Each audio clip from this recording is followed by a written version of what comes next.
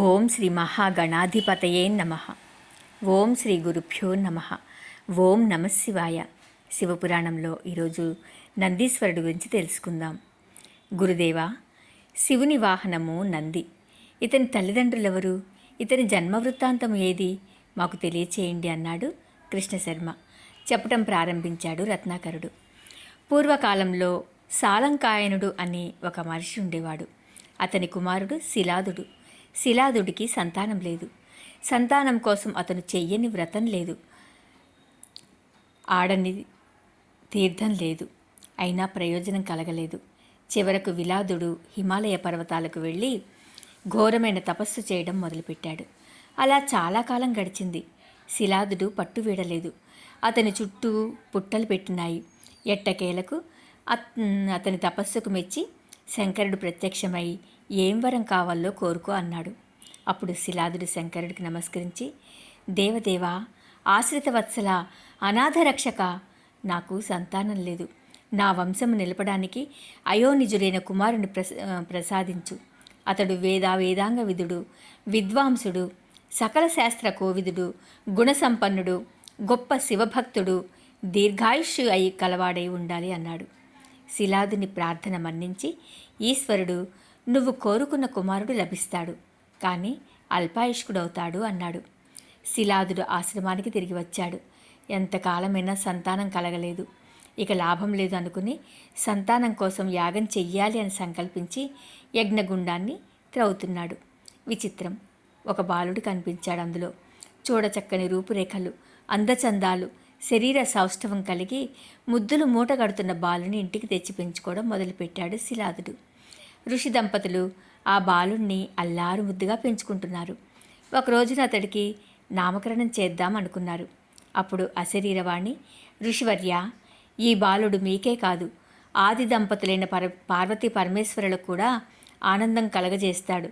కాబట్టి ఇతడికి నందుడు అని నామకరణం చెయ్యండి అన్నది. ఆకాశవాణి చెప్పిన ప్రకారం బాలుడికి నందుడని పేరు పెట్టారు. 8వ ఏట ఉపనయనం చేశారు. విద్యాభ్యాసం కోసం గురుకులానికి పంపారు. బాలుడు ఏక సంధాగ్రాహి కావడంతో కొద్ది కాలంలోనే సమస్త విద్యలు నేర్చుకున్నాడు. ఒక రోజున శిలాద దంపతులు నందుని దగ్గర కూర్చోపెట్టుకుని ఆశ్రమ ప్రాంగణంలో ముచ్చటలాడుతున్నారు. ఆ సమయంలో సూర్యదేవుడు, వరుణుడు శిలాదుని ఆశ్రమానికి వచ్చారు. స్వాగత సత్కారాలు, కుశల ప్రశ్నలు అయిన తర్వాత నందుని జాతకం చెప్పమని వారిని అడిగాడు. బాలుడు మంచి విద్వాంసుడు, గొప్ప భక్తుడు, గుణసంపన్నుడు, కానీ ఆయుష్ మాత్రం లేదు అన్నారు మిత్రావరుణులు. ఆ మాట విన్న శిలాద దంపతులు చింతించటం ప్రారంభించారు. కుమారుడు వారి వద్దకు వెళ్ళి, తండ్రి, మీ విచారానికి కారణం ఏమిటి అన్నాడు.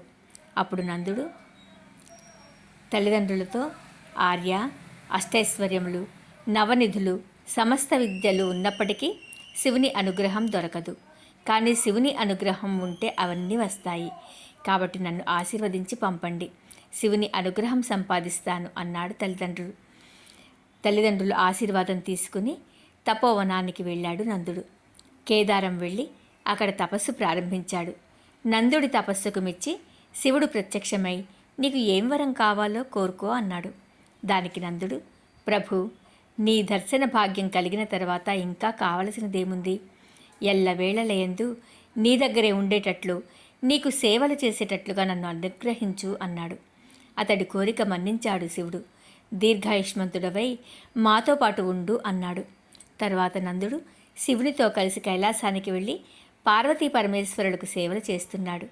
అతడి ప్రవర్తన శివుడికి బాగా నచ్చింది. ఒక శుభముహూర్తంలో శివుడు త్రిలోకవాసులను పిలిచి అందరి సమక్షంలో నందీశ్వరుడికి గణాధిపత్యం ఇచ్చాడు. అప్పుడు మరుత్తులు సుకీర్తి అనే తమ కుమార్తెతో నందీశ్వరుడికి వివాహం చేశారు. ఆ సంతోష సమయంలో శివుడు నందీశ్వరుడితో, నీవు నా భక్తుడవు, కార్యావసారములయందు మంత్రివి, సందర్భం వచ్చినప్పుడు భృత్యుడివి, నా వాహనానివి, ముల్లోకాలను జయించగల బలపరాక్రమాలు కలిగి ఉంటావు. నీ తల్లిదండ్రులు, తాత ముత్తాతలు, 5 తరాల వారు నా రుద్రగణాలలో చేరగలరు అని దీవించాడు. ఈ రకంగా శిలాదుడికి అయోనిజుడైన కుమారుడు శివుని వాహనమైన నందీశ్వరుడు అయ్యాడు. అన్నాడు రత్నాకరుడు. ఈ విధంగా రత్నాకరుడు తన శిష్యులకి నందీశ్వరుడి గురించి చెప్పారు. రేపటి రోజున కాలభైరవుడి గురించి తెలుసుకుందాం. ఓం నమః శివాయ.